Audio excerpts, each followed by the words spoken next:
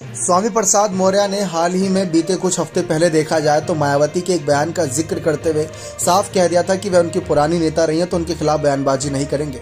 जबकि जब वह बीजेपी में थे और बीजेपी छोड़ सपा में आए और जैसे चुनावी माहौल बनता है तो मायावती के खिलाफ तमाम बयानबाजी करते हैं और ये भी तक कह देते हैं कि बसपा के खिलाफ मेरा मुंह न खुलाओ वरना कई सारी बातें निकलकर सामने आएंगी जो उनको ही बुरा लगेगा। तो मायावती को इस कदर तक धमकी दे चुके हैं स्वामी प्रसाद मौर्य। और जिस हालात में बसपा छोड़कर सपा और भाजपा की तरफ देखा था स्वामी प्रसाद मौर्य ने, वो हालात भी अलग थे।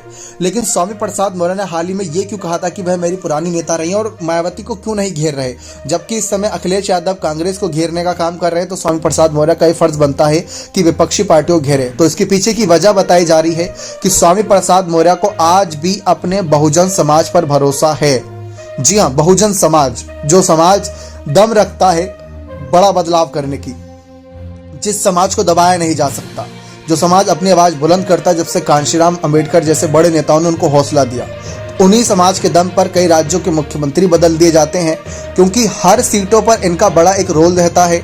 अगर इनका वोट बैंक किसी भी पार्टी की तरफ चला गया तो वहां पर बड़ा खेल हो जाता और ना चाहते हुए भी नतीजा बदल जाता है।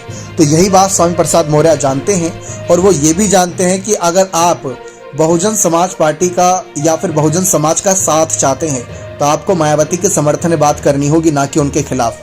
आपको उनका दिल जीतकर आपको वोट मिल सकता है, ना कि उनको बुरा भला कहकर। ये स्वामी प्रसाद मौर्य पहले भी कर चुके हैं और पहले भी ये सब बातें देख चुके हैं। तो इसी वजह से वह ज़्यादा कुछ ऐसी बातें नहीं करते जिससे मायावती या उनके वोटर्स उनसे नाराज होकर बहुजन समाज से उनसे दूरी बनाना शुरू कर दें। तो ये एक रणनीति हो सकती है, लेकिन ये रणनीति हर बार काम आएगी ये नहीं कहा जा सकता। तो इसी रणनीति के तहत अब स्वामी प्रसाद मौर्य तमाम आगे की रणनीति को एग्जीक्यूट कर रहे हैं। लेकिन अब धीरे धीरे लोकसभा चुनाव की हवाएं बहने लगी हैं। 6 महीने बाद चुनाव है लोकसभा के, तो वहां पर भी स्वामी प्रसाद मौर्य के सपा के महासचिव होने के नाते बड़ी जिम्मेदारी रहेगी कि बहुजन समाज को भी अपने साथ जोड़े, क्योंकि अखिलेश खुद चाहते हैं कि दलित वोटर्स भी इस बार सपा का खुलकर समर्थन करें और ओबीसी वोटर्स के साथ साथ पिछड़े वोटर्स भी। आपको क्या लगता है, क्या ये रणनीति कामयाब होगी या नहीं? आप मेरा कमेंट सेक्शन में जोड़ दीजिएगा। बहुत बहुत धन्यवाद।